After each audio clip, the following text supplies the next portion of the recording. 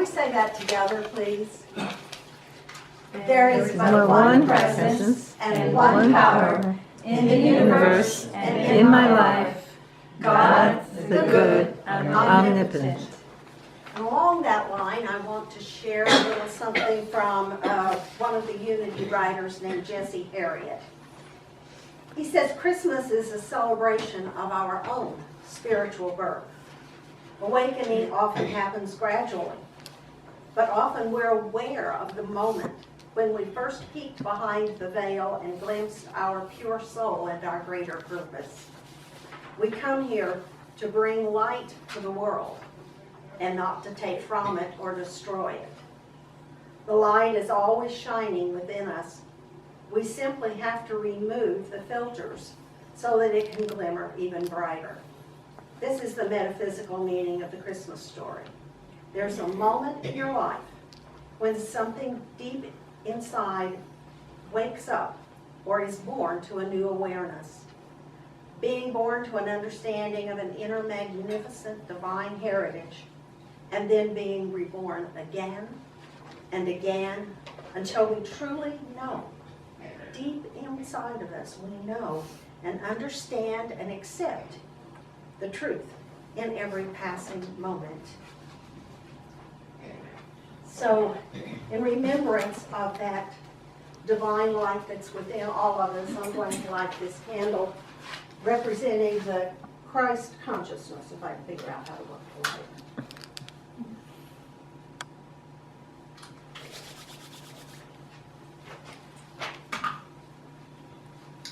The opening song is on your song sheet. It's called Going to Bethlehem. And before we sing it, I wanted to share just a little bit about the different aspects of this from a metaphysical point of view, because the song is written from a very literal Christian approach rather than a metaphysical. Mary, it says, rode a donkey. Now, Mary represents faith and a higher understanding. And the donkey is our lower nature. So that she was using all of the physical self, but she was in charge. She was riding that donkey. Joseph represents understanding. And we always need that along with inspiration, don't we? That understanding. And Bethlehem, where they're going, is literally means the house of bread, the place where we get our sustenance, the place that uplifts us and inspires us.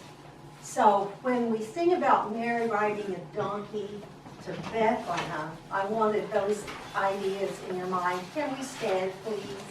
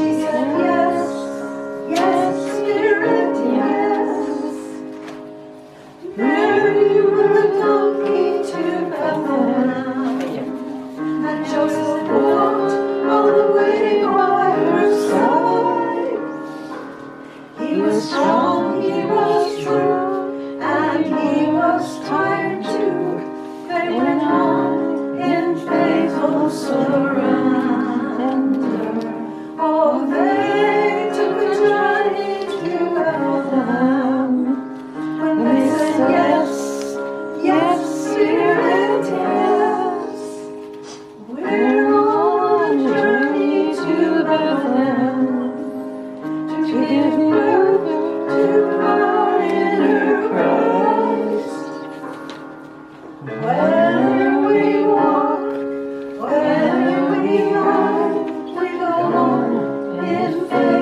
surrender. Oh, we're on a journey to Bethlehem. When we say yes, yes, Spirit, yes. That sounded beautiful. Beautiful song. This seems kind of strange. Is this when we greet neighbors or do you do announcements? Okay, let's sit down and we'll do announcements.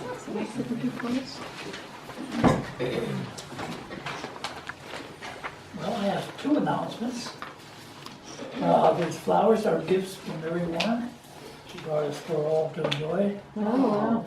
And right in front of those flowers are some cards that have been presented to us from the Congregational Church. So feel free to take a card. Decorate your wall, whatever you do with cards. I don't know the upcoming speakers or anything, so. Pamela Moss. Pamela Moss next week, Dr. Pamela Moss. I talked to Leanna during the week. She said she's still working on trying to pull January schedule. So I'm not too sure what's filling there yet. She's having problems filling it. She Anybody want to scraped be the a bottom of the barrel even. I'll be on the 26th. You will? We're postponing our board meeting until the first Sunday in January. Okay. We're skipping December. Isn't that many things that are pertinent right now, so. I hope everybody that can come will be here on the first Sunday in January. And then if anyone wants any further community involvement with some of our other friends, Vishnu Couch is having a gathering this afternoon. Everyone's welcome on Prospect Street with Edmund Cotton. So that starts at 1 for meditation, and then 2 o'clock or 2:30 is food and gathering together. So everybody's welcome for that. When is that? That's today, this afternoon. Along those lines, of course, Miracles is canceled the next 2 Wednesday nights because of the holidays. Oh, it is? Oh, I didn't know. Well, Wednesday's Christmas Day. Otherwise, we have Course in Miracles Monday morning, tomorrow morning, 9:30 at Joyce Haber's house. Anybody wants to come, they're welcome. Any other announcements? Says new members, and I don't know who's new and who isn't. Anybody new this week? You are? Okay, what is your name? John. John, it's nice to have you here with us. John, we have a guest book back here. You'd like to fill it out sometime. Okay.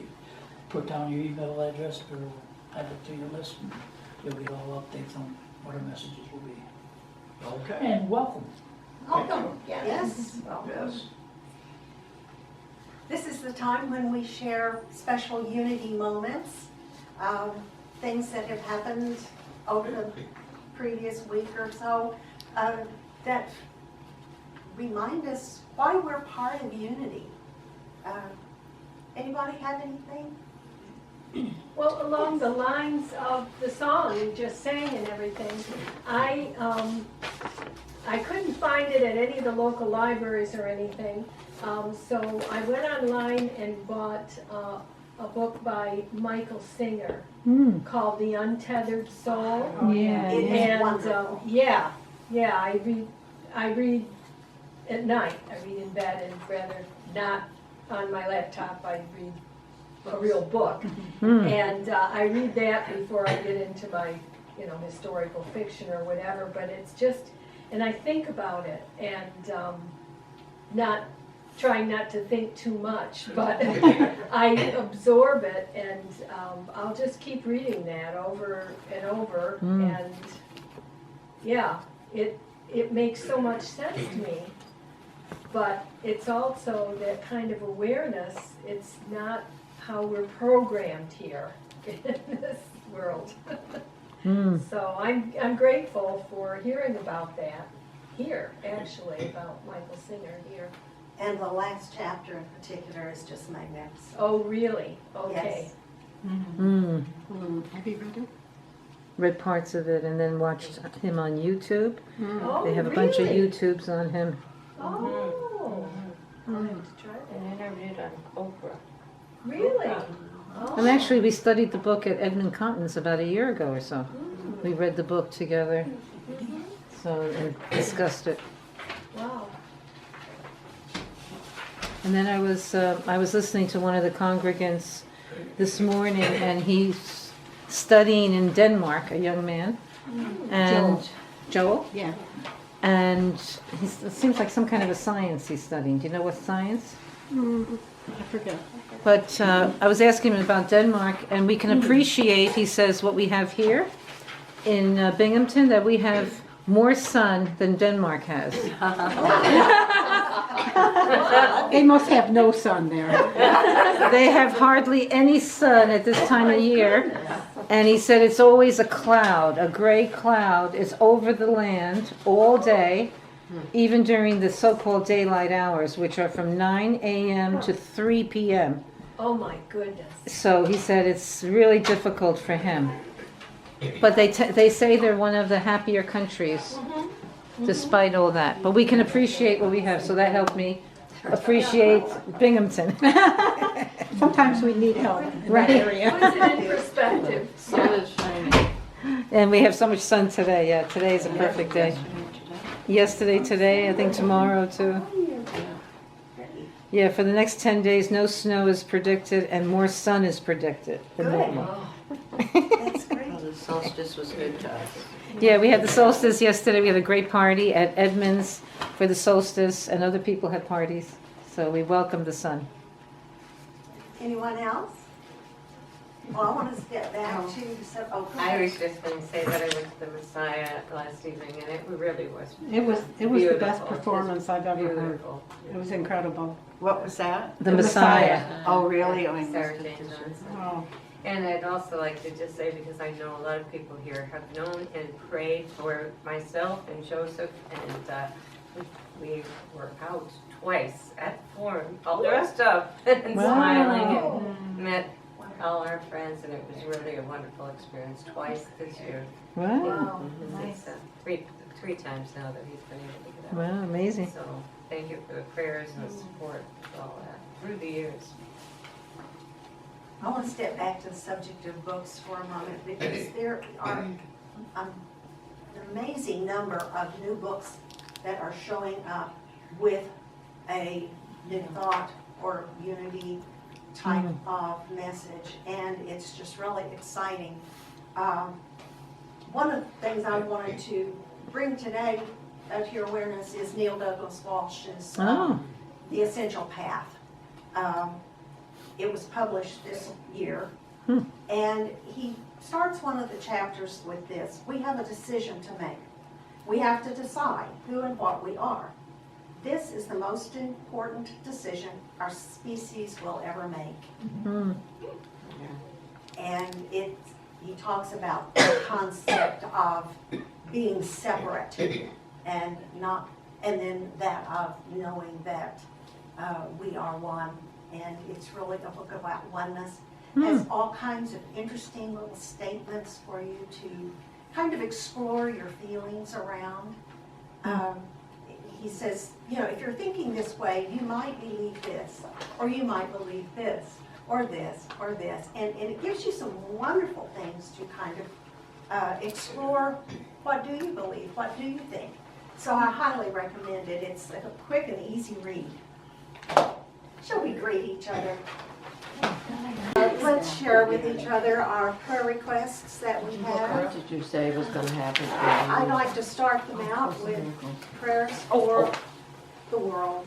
Yes. In general, just every aspect. Anyone else have something? Yes, pray for our world, pray for Australia. Yes. Oh, that's full of fire. Oh, New Zealand with the volcanoes. I mean, so many things going on. California with all the fires. In that we- Ireland, an earthquake went off in Ireland. Did it? Really? Ireland. I mean, it's just worldwide. Pray Let's for take a people. moment and just quiet. This season's about oneness. And when we realize that we're each one with God, we know that we are each then one with another. So people all over the world, we are one. And we wish blessings and help for all of those who are in need, whether that need is physical, as in responding to some of the natural disasters, whether they're needing food or money or spiritual upliftment, whatever their need is. We want to remember all of these in our prayers. May we just sit for a moment in quiet and hold these in our thoughts.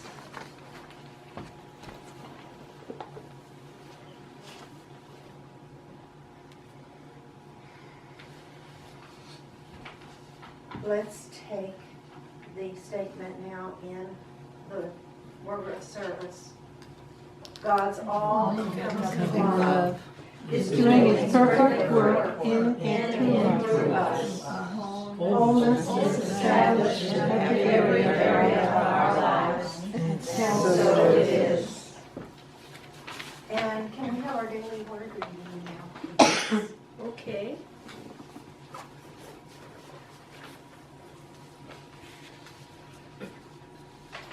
Joy. My greatest joy is discovering the presence of God within me. Unity co-founder Charles Fillmore wrote that joy is the happiness of God expressed through his perfect idea, humankind.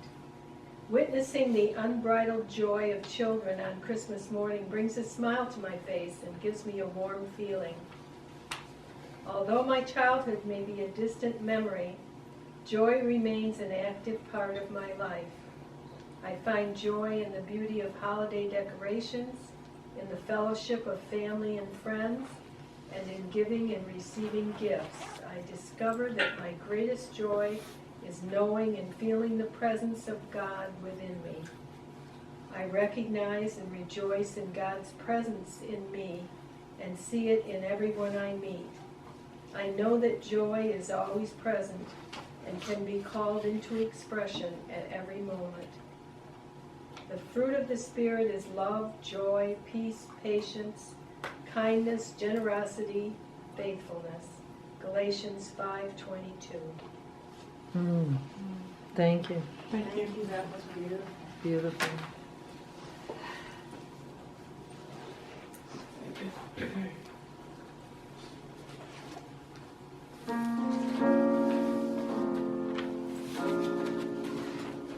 Imagine a time, a long time ago, when the Christ child was born in a stable. Remember a time not so long ago, when the Christ was born in your heart. The angels were singing their glad alleluias, but not so long ago. Now angels bringing divine inspiration, to each one God's wisdom does flow. Imagine a time, a long time ago, when the Christ child was born in a stable.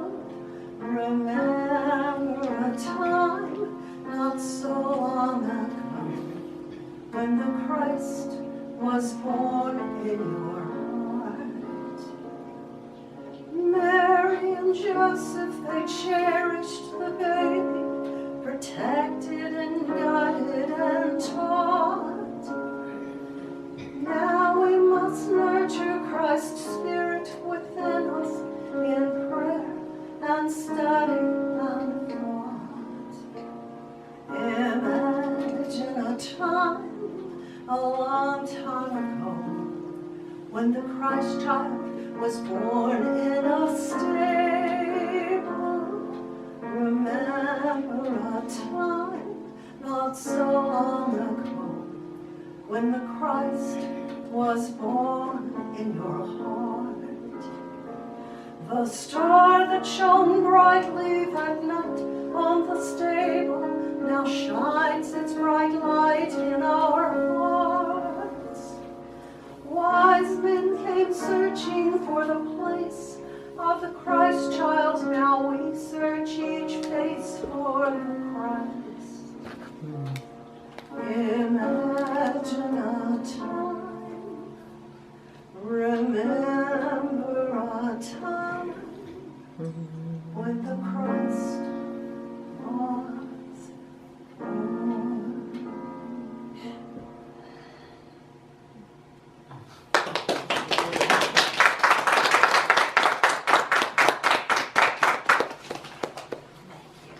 Is that self-composed? Yes, It's beautiful. it's the first one I ever did. Oh. Yeah. Nice. Inspired by all that was going around midnight Christmas. Beautiful, yeah. It is time to turn things over to Carol Golembeski. We're so lucky to have her here with us to give our message today.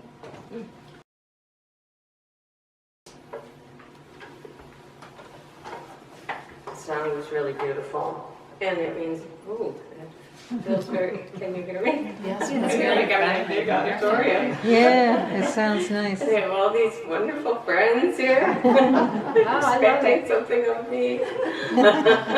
However, people were asking, what will you say? What will you do? What's your topic? And I'm going, I don't know. This is how I speak. I speak from the heart at the moment. And that is from a lot of the training that I had. A lot of the experience that I had, that sometimes I can be as prepared as I want to be, but the most important thing is to be present to what is happening right here, right now, in this moment. So I'd like to just take a few moments now to just turn within. And closing your eyes gently if that feels comfortable. It's helpful sometimes to close your eyes for a few breaths, and then open your eyes to a slight gaze, and then closing them again. And bringing your attention to your breath, exhaling and inhaling slowly and deeply, without any noises, pauses, or jerks. Just let the breath flow through the body and become present to that which sustains you and blesses you.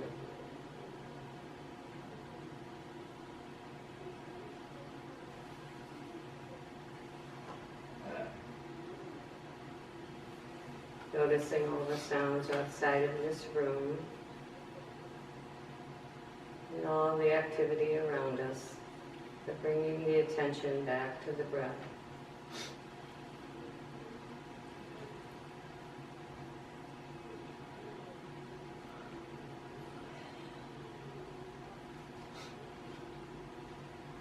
Notice what comes up for you as we gather today, just before Christmas. In the words of the song, How Christ is Born Within Us.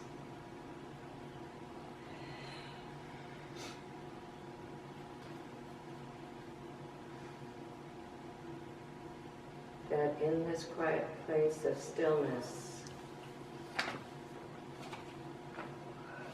we come in contact.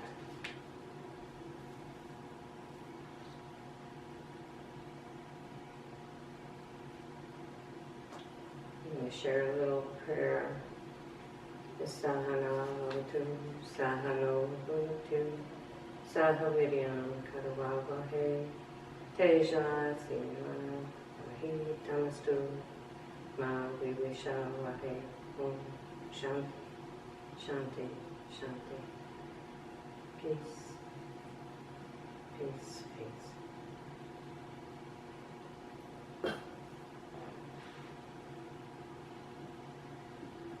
And when you're ready, take a deep cleansing breath. And when you're ready, open your eyes gently to the room. That little prayer is a yogic prayer that we say, honoring that everyone has that teacher within. And while we read a lot of books, and hear beautiful songs, and walk in nature, we bring that into our being and then find our own voice. And our own voice at that diamond center, as one friend of mine who's a priest says, you're a diamond in the rough. So even though you may have questions about what you may have to offer, to be able to believe that you do have something to offer.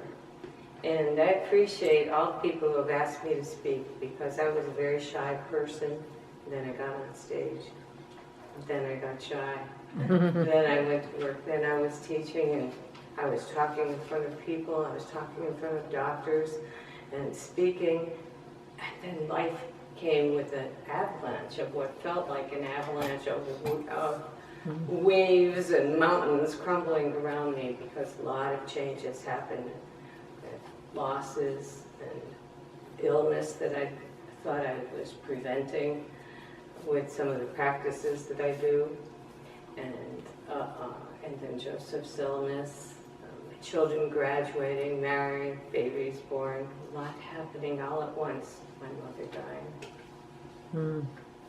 So what brought me back to speaking out again and being here, standing upright again in front of people, was the encouragement and the love that you gave me from that Christ Center that is very evident in this space.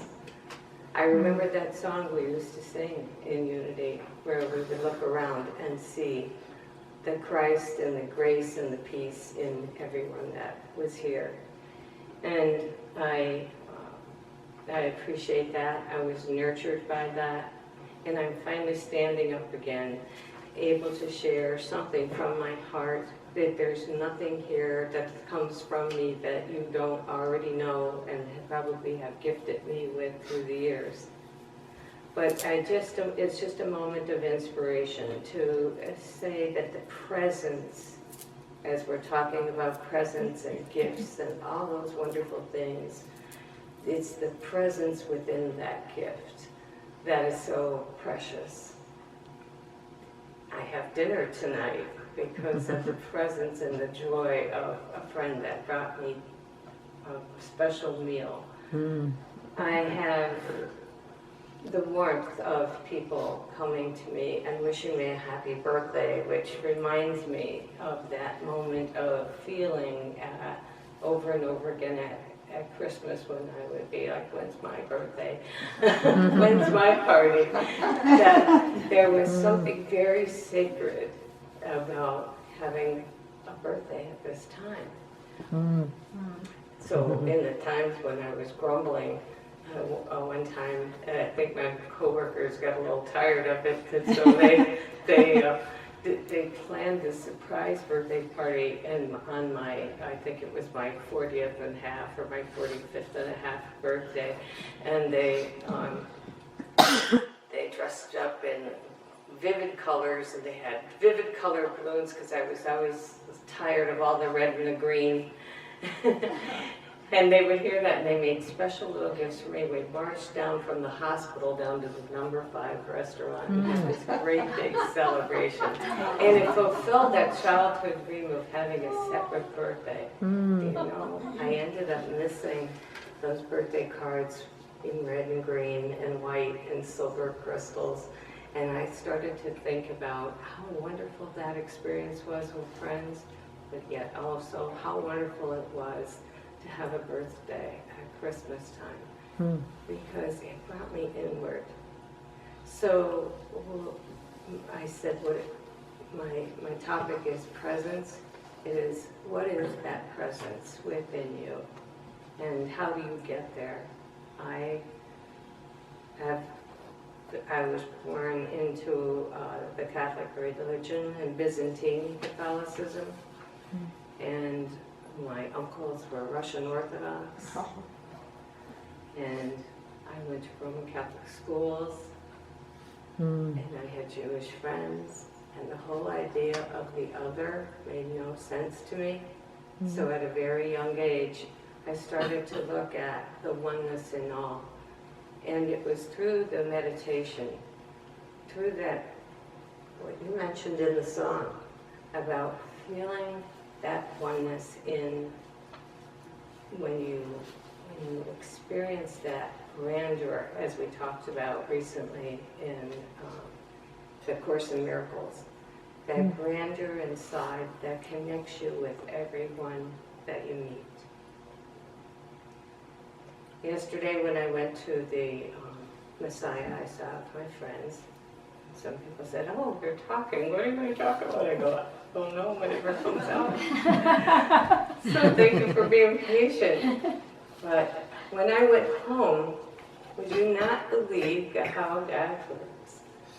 I just came in, I threw my things down, and I thought I should really maybe think about this. And I picked up a little pamphlet, just plain on one side, and it's the Unity World Day of Prayer, and it says, "I am a healing presence." And with the idea of talking about presence, to find that was really like, somebody's helping me out here. In the church that I went to, the priest would say, "Wisdom, wisdom, let us be attentive." And it's big, dramatic voice.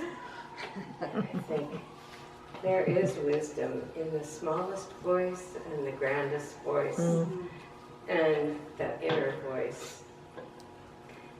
And then I opened the book that this was near, and in it is a quote that I gave to a friend that I seem to be pointing out quite a lot today. And it says, it's a quote that I found, it was by Rumi: "Delight in another person is only a reflection of what you have suddenly remembered in yourself." Isn't that beautiful? Yeah, it is. And on another note, when we notice that we're annoyed by somebody, that is in us too. And so I delight in so many of you, all of you, actually, I know many of you, all of you, for years. In so many ways, I have that delight in you. And I notice that the things that I react to in a negative way are less and less and less from the spiritual practices that bring me to that sense of oneness. And we talk about this in the other groups that we do in this precious building that allows us the freedom to explore, and where we can connect with each other and learn from each other and become a bringer of light. So I have other things that did come up when I was thinking about all of this, but I, again, just want to say, since we are talking and moving from a time of darkness into the time of light, that you are the light of the world, and we are bringers of light. You know, Donald Walsh you mentioned, and that was another person that came to mind when I thought of what could I say? And we just need to find our purpose. Is that what we are? Are we the bringers of light? Will we be that for other people? And how do we be that? Because sometimes we can overpower people. So it's important to take that presence within oneself and allow that presence to be in another person, to kind of sense where they're at and not overpower them with what we think we have to offer. But in that quiet presence, to know that the other will tell you by just looking at them and being with them and present to them and giving them space, that we don't need to control any of that. Sometimes our help is more like worry and control. And sometimes just being that presence is an example that can help a lot of people. So your thoughts on all of this? Anybody have any quick comments before we move into our candlelighting? I'll respond to what you just said because my wife, right now she's needing some space from me, and I've been respecting that, and it's been wonderful. And hearing you say that is confirming that I'm doing the right thing, and I'm not like saying, "Hey, why don't we talk?" I'm just like letting her have silence, and it's okay. Knowing that you're approachable. Yeah, And not being threatened by that. That's the Yeah. other thing. and not taking it. Yep, personally. don't take it personally, no. Right, Yeah. exactly. That's a wonderful holiday gift to her then. Yes. Yeah. I'm respecting her need for silence. Yeah, That's good. yeah. I have one of my daily readings is an Emmett Fox daily reading. And today's reading was basically what you're talking about is you always demonstrate what you truly believe about yourself. You know, if you truly believe you are a child of God, that's what you demonstrate to others. If you believe you are this, if you believe you are that, that's also what you demonstrate. You cannot hide it, who you really believe that you are. You know, you could put on pretenses, Right, but you cannot hide who you really believe you are. exactly. And I don't know if other people experience this, but certainly there have been times where I could feel fraudulent because I judge myself. I was telling Jerry, there are times where I might judge myself over the simplest of things that are so meaningful to other people. And I don't mean to dismiss how other people construct time or their schedule or their days. But if around a certain area in life where I might feel critical or I missed the mark or I didn't do that well, I could get judgmental, but it is remembering that child of God, that there's a level of forgiveness and a level of not staying in that, moving on and letting go of that fraudulent feeling. That's just like ego stuff. I'm bad because I don't measure up to what other people expect of me, etc., etc. And yet it's going within to find the strength to be who and what you really want to be. Because it is about defining your own purpose.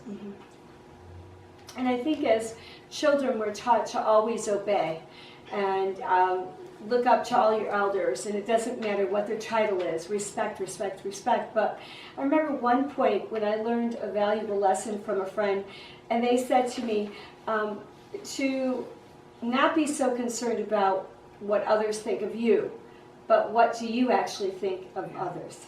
And that's a different story too. It's, come from that authentic place of, sometimes it's important to move on from other people, or there's different reasons for different seasons and so on. And I think it's important to realize that it's also important how you feel and think as well. We're so taught to how do other people view us.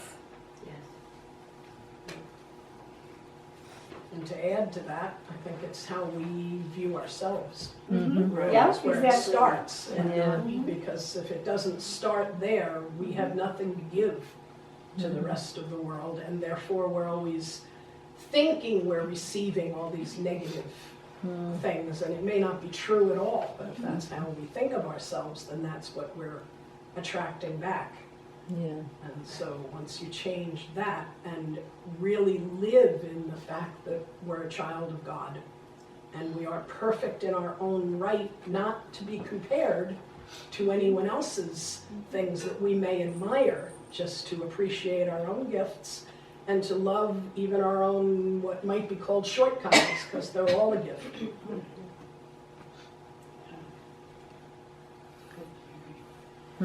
And I like what you said about overpowering, to be aware of that, not to overpower others with our image of how they should be or what they should do. So to allow them to be the expression of the divine that they are, and how I view myself is how I will view them. So that's something to remember. It's a good reminder. Thank you. Thank you for this opportunity to stand before you again. I usually come in the back and stay in the back and need to leave early. And this is the beginning of a new year. And I appreciate all of you, and I appreciate being here. I have to say, I appreciate Jerry's knowledge of unity and how much you share. And I really would like to do more study where, besides inspiration, that we would also learn from some of the texts of unity and really allow unity to thrive again and flourish the way it has in the past. So there's it's kind of like the waves of the ocean, they come and they go. And there's a wonderful group of people here. We have a lot of energy, we have a lot of light, and I think that more can happen here this year. And I encourage all of you to take a step up here because I know you all have something very precious to share. So this is the season of light, and we have an experience, a little experiential that we're going to share in. In just a little bit, yes. Thank you Thank you. so much. I Thank think you. you Thank you, touched our Karen. hearts.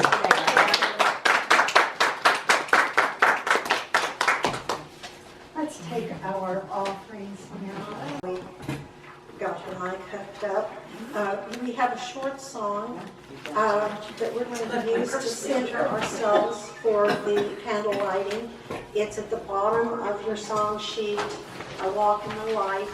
We're going to sing it through several times and then just sit in the quiet for a second, and I have something I want to read, and then we'll move right into the candle lighting.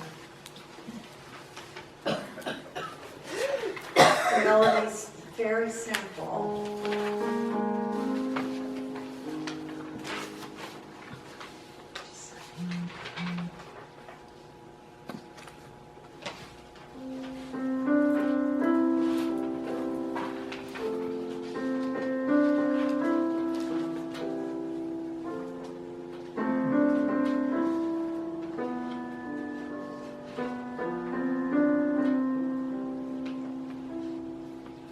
I walk in the light, I follow the star, as I awaken the Christ within. I walk in the light, I follow the star, as I awaken the Christ within. I walk in the light, I follow the star, as I awaken the Christ within.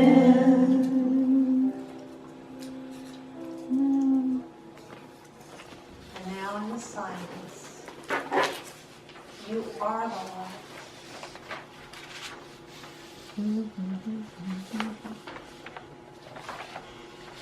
The writer Paul Ferrini says each person can overcome the sense of separation and rediscover and reclaim the inner unity. The inner unity represents the birth of the one self within our consciousness. In truth, each self is the one self. Every man or woman is either a waking or a sleeping Christ. A waking or a sleeping Christ.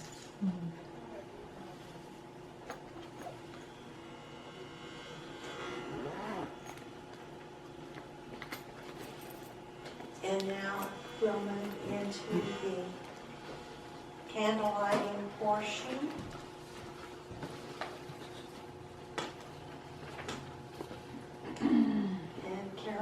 who will get us started, please? Everyone stand. Let's make a circle. It starts with a single flame at the first steps of silent night. One by one, each candle is lit, igniting a heavenly light. We are one light, shining together, one light, held high and bright, one light, wherever we go, one people, one spirit, one light. We are one light, shining together, one light, held high and bright, one light, wherever we go, one people, one spirit, one light.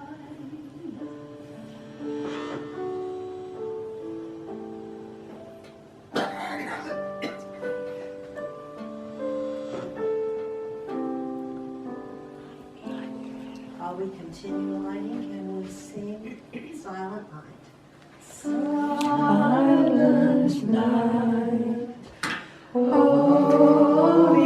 night, all is calm, all is bright, round yon virgin mother and child.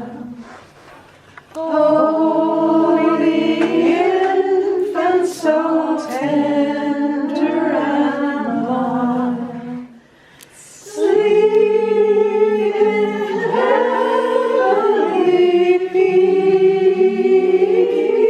peace. Sleep in heavenly peace. Now look around the circle at these beautiful, beautiful souls. Each of you are the light. Carry the light with you. Can we close with the prayer of protection, which is on the wall over here? The light of God surrounds us. The love of God enfolds us. The power of God protects us. The presence of God watches over us.